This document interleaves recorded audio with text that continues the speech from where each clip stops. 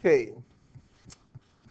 lesson 13.6 is the law of cosines. So yesterday we worked with the law of sines. Now we're going to work with the law of cosines. With the law of sines, we use if it had angle, angle side, or angle side angle. So if you had two angles on the side, the law of sines works. Okay? For the law of cosines, then, we're looking at the two other situations that you've used to prove that triangles are congruent. Side angle side and side side side. If we have the situation with side angle side that we know, or if we know side side side, then we can use the law of cosines. Now, when it's in side angle side, we use the law of cosines as they have it written. And when we have side side side, I'm actually going to show you, we're going to rewrite it so that we can use it for that. So here is the law of cosines right here. Then. It says if we want to find, and let's look at the bottom one, okay? The bottom one says c squared equals a squared plus b squared minus 2ab cosine of c. Does that look like something that you've used before? Nothing, Kaylee? No?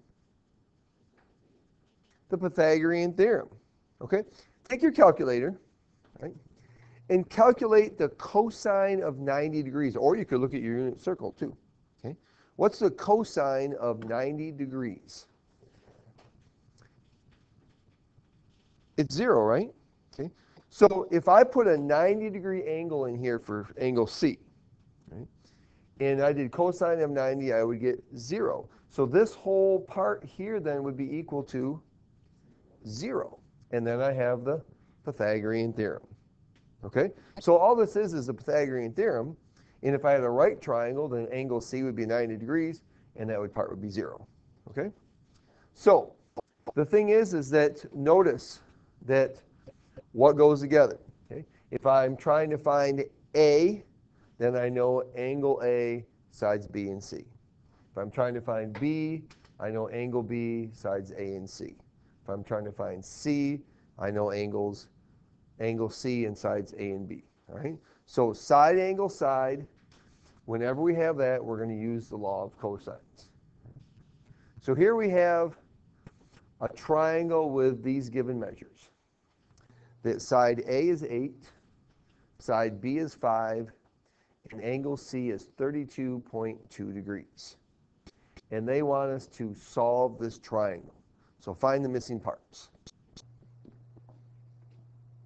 All right, so let's label this. Let's go angle A. We're going to put that up here and make this longest side 8.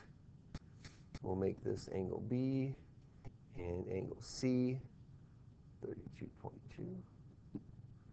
And we know that side B is 5. Okay. So we know then side, angle, side. Okay. So we could use those if we wanted to find the area of the triangle, couldn't I? Because that's what we learned yesterday. Area of the triangle. If I know side, angle, side, I can use that one formula for finding the area. Okay. But also we're going to use this to solve this triangle. So first we're going to find side C. So the law of cosine says that c squared equals side A squared plus side B squared minus 2 times A times B times the cosine of angle C. And all I have to do is plug those numbers in. C squared equals 8 squared plus 5 squared, 2 times 8 times 5 times the cosine of 32.2 degrees.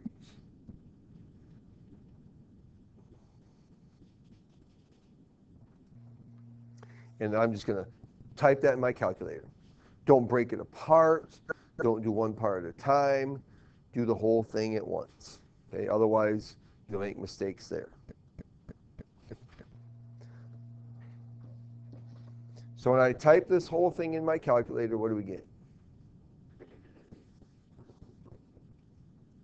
Okay, make sure you get that. 21.3, Shelby says. Make sure you verify that for me or for yourself.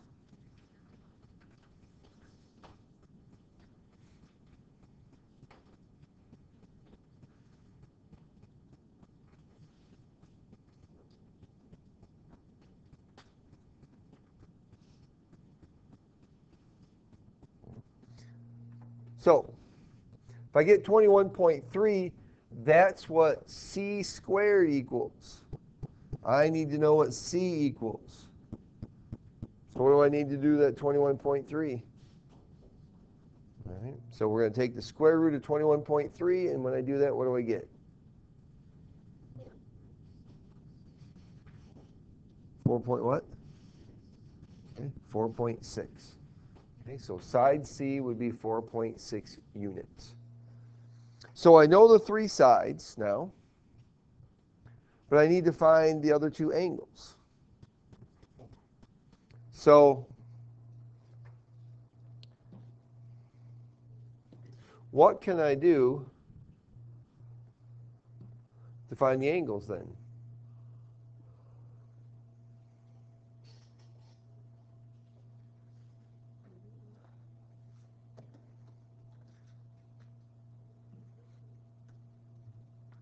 Would law of sines help us with finding an angle?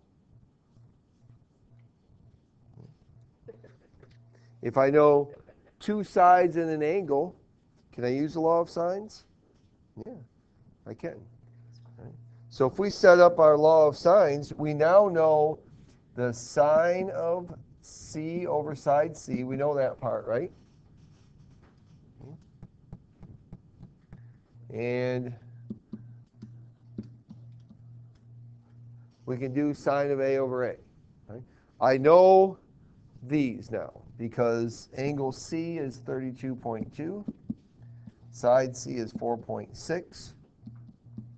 I don't know angle A, but I know that side A is 8.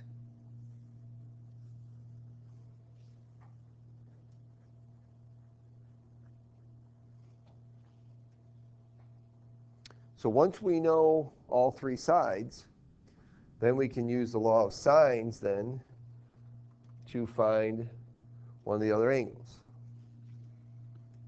So we're going to do this just like we just finished the one example we did. So we'll multiply both sides by 8.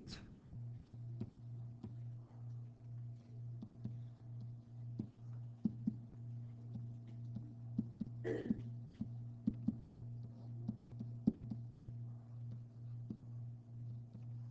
right.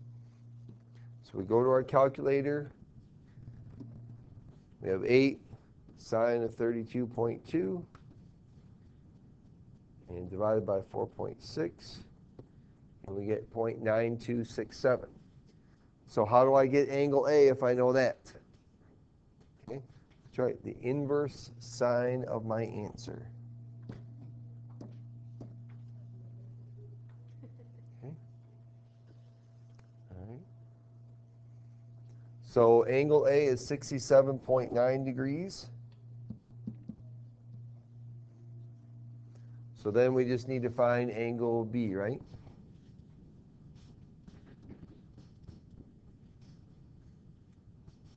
And I have 32.2 and 67.9, which is 100.1. So that would be 79.9 degrees then, right? Okay. So the measure of angle B equals 79.9 degrees. Okay. So I actually use the law of sines and law of cosines here. Right? So it's important to be able to use both of them. Okay. I use the law of cosines to find the side that's 4.6, and then use the law of sines to find one of the other angles. Now, for example 2, or example 1b here, they give us side, side, side. Okay. Well, I'm going to show you a formula to use how I can rewrite the law of cosines for when we're doing side, side, side.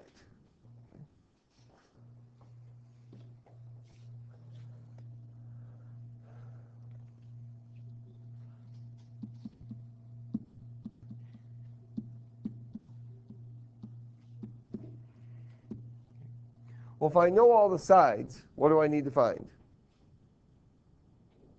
The angles, right? Okay, if I know the sides, I need to find the angles. So what I want to do is I'm going to take the law of cosines, right, and I'm going to solve it so that I can easily plug in numbers to find the angles. Okay. So I want to solve this for what? Cosine of C. Okay? I want to get the part with the angle because I know that if I get everything, if I get it so that I have cosine of C equals some number here, how will I find C? Do what? Do the inverse, just like we did with law of sines. Okay? Just like we did with sine. All right? If I have sine of some angle equals some number, I do inverse sine. If it's cosine, then I do inverse cosine. So we want to get this to the point where I can have the cosine of C equals something, so then I can just do inverse cosine to find the angle. So if I want to solve this for cosine of C, so I want to leave that by itself over there, what do I do first? Nope, we're not going to set equal to 0.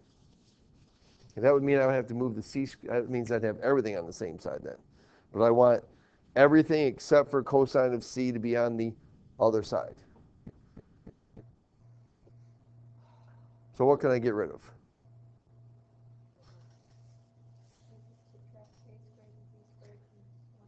Very good. I can subtract a squared and b squared. All right, so we're going to do that.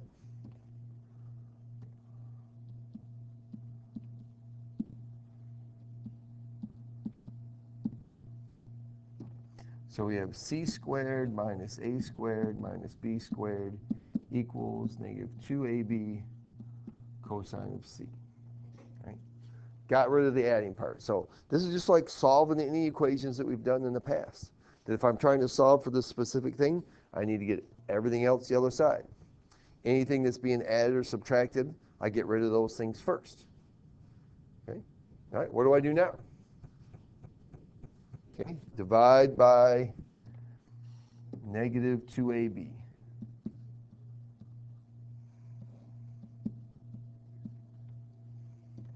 So the cosine of angle C equals c squared minus a squared minus b squared over negative 2ab.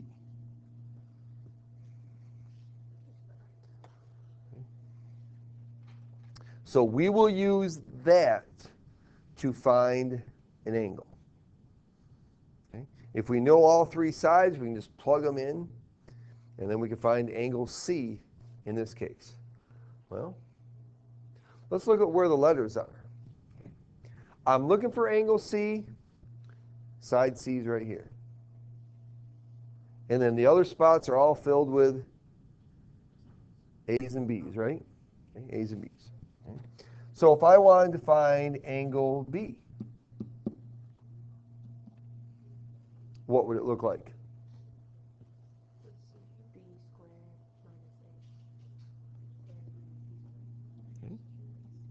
B squared minus a squared minus c squared over negative 2ac. Okay?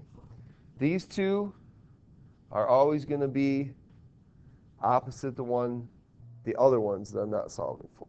Okay? So if I want angle B, then side B is going to be there. All right? So you go ahead and write down what it should be for if it's angle A you're trying to find. Write down for angle A, and then I'll write it down. We'll check your work.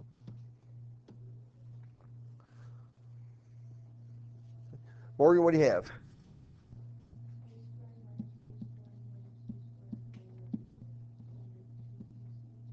BC. Good. Okay, exactly. All right. So the lettering doesn't matter. Okay. Whatever angle I'm trying to find, the side opposite of the angle's got to be first, and that's going to be the positive part. Okay. And then the other two sides we're subtracting them. And then the other two sides are what goes in the denominator. All right. So we're going to use these then to find the three angles for this triangle. All right. And I could have used that for the previous problem too, couldn't I? Once I found that third side, I could have used them. Okay. All right. So Travis, which angle you want to find first? B. All right. All right. So we're going to find B first. So the cosine of angle B is equal to. Right. Okay. And we're going to plug the numbers in here then. Okay. All right. So B is 9. So we'll have 9 squared.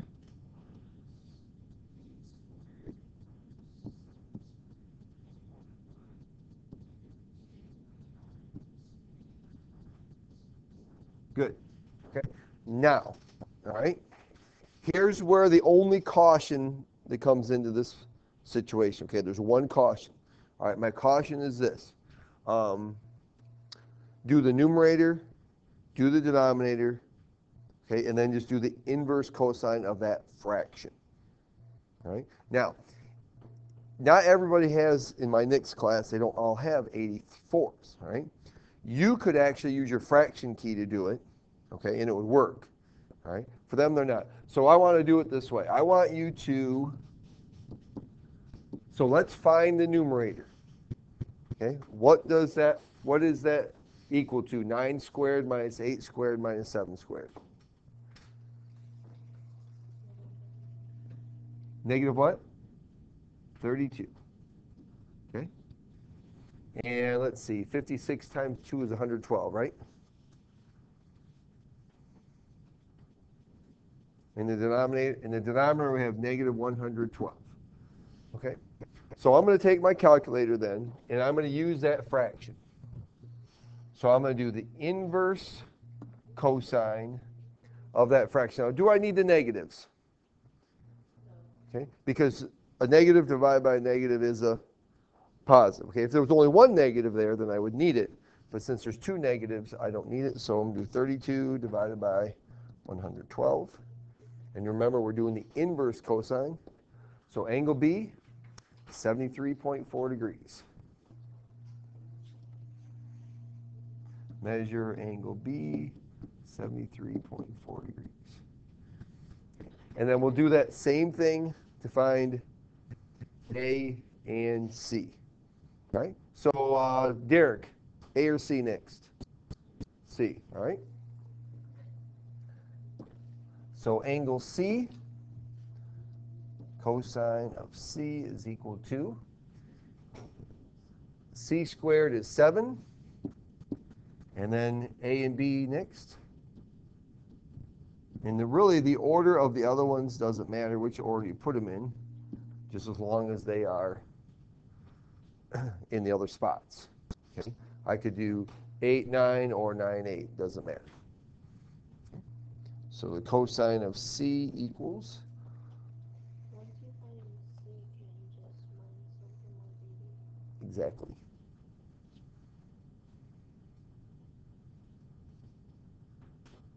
All right, so what's 7 squared minus 8 squared minus 9 squared? 96. Okay. And 8 times 9 is 72, right? Times 2 is 144. Now, a reminder to you, okay, that let's say I goofed up, okay?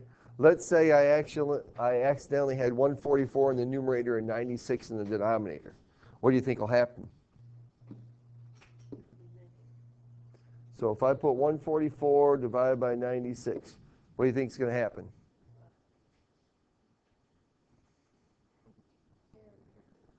It's going to be an error. Why is it an error?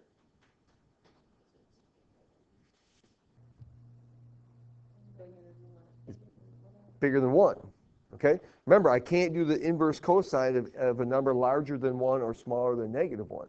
So if you make a mistake here and the numerator is larger than the denominator, you goofed up. All right? And you get an error. Okay? So make sure you don't make that error. Inverse cosine of 96 divided by 144 is 48.2 degrees. So the measure of angle C is 48.2 degrees. And as Kaylee said, we can now do 180 minus 48.2 minus 73.4, and that'll give us the measure of angle A. And that's equal to what?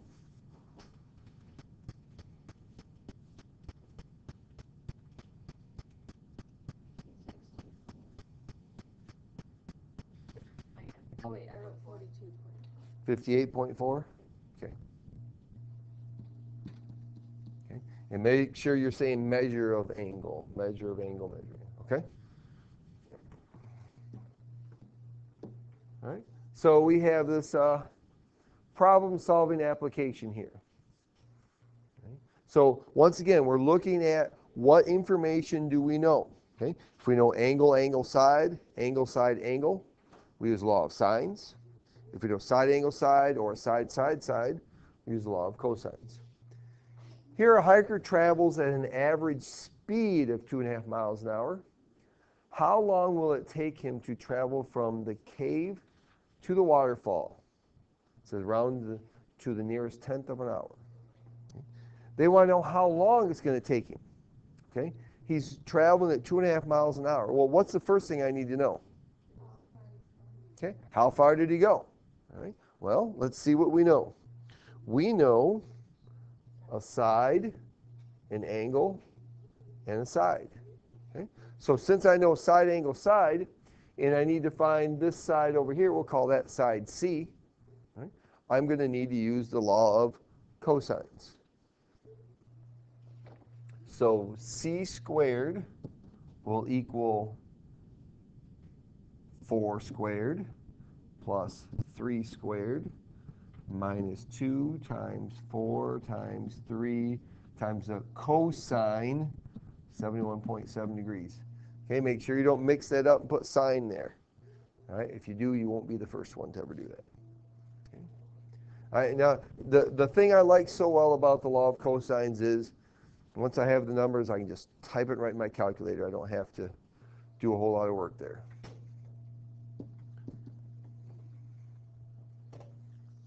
So what does that part equal? 45.4. Oh boy. I do it right? See that word right there? Yeah. That's radians. See that word right there? Yeah. That's degrees. Okay, so C squared equals 17.5. All right, so what does C equal then?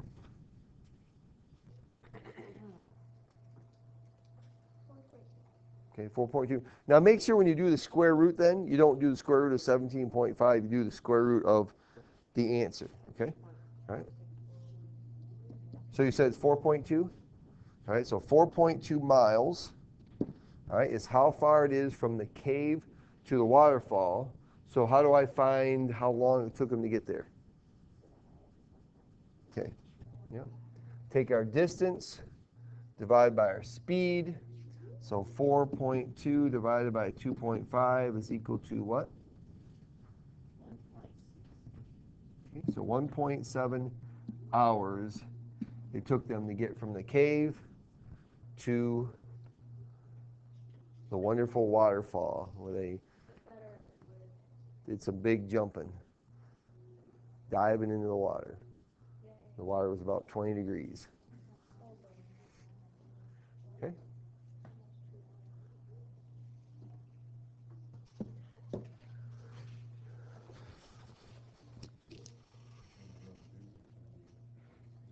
Okay, so we found how to find area if we know side, angle, side.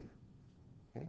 if we know angle side angle or angle angle side, we could solve the triangle so that we had side angle side.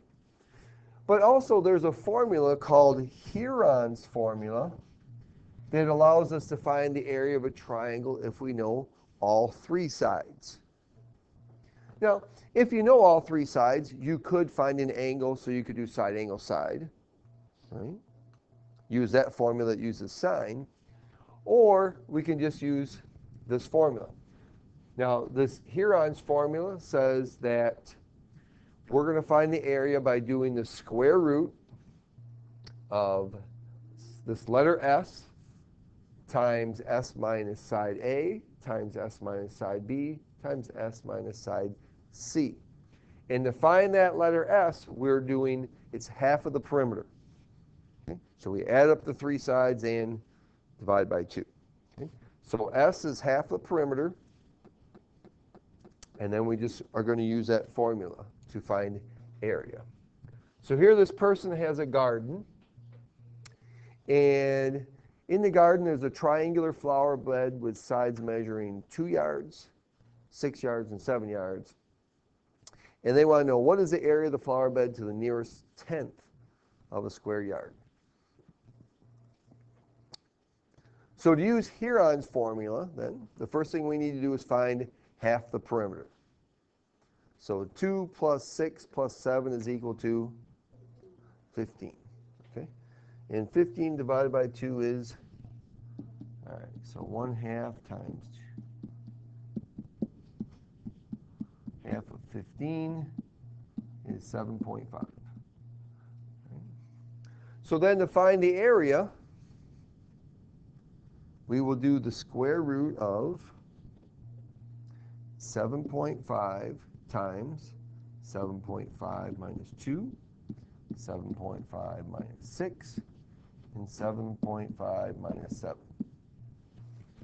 Now, one thing is that the value of S is always going to be greater than the lengths of the sides. What would happen if S was less than one of the sides? What?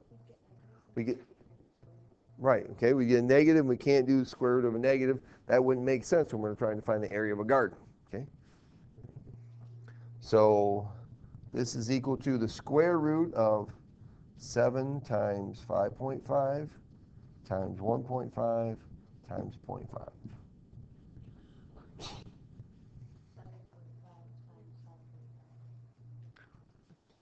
Oops, 7.5, yep.